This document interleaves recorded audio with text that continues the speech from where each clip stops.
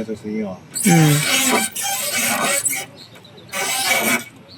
听到这声音的时候，就觉得这个东西已经是非常的 stuck 了，就是这阻碍很大的。是吧？摩擦力很大。一般人认为就是这是个机械传动机构嘛，手动的，那肯定是加油了。那就错了。我经过厂家了，那个这个是上面的传动机构，发声音的地方呢，是塑料构件，它不是金属构件，所以千万不能用机油。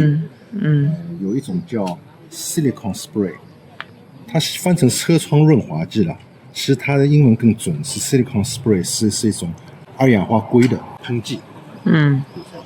只是硅油了，其实是。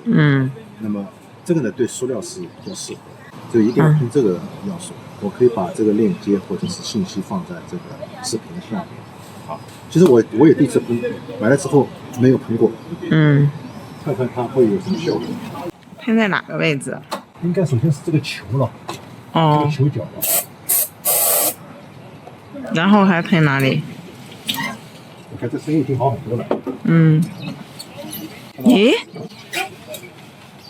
啊，没声音了呀？是吧？然后呢，它这个传动机构呢，在这个地方。哪里？来，我猜啊。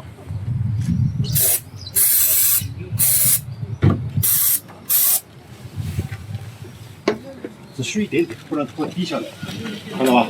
哇，声音没了，太棒了！而且声音都没了。好，是吧？哎，不错。就是技术更加要用这个啊，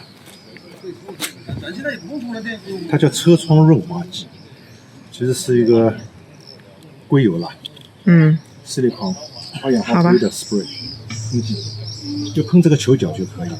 它因为不是滴的，是喷的，所以能够接触到你。喷在这个位置给大家看一下。好，效果非常好。好，给大家推荐一下这样一个简单的一个窍门。好吧。就千万不要用那个机油去喷啊！用机油去喷的话，这个塑料的构件会老化，甚至于氧化变质的。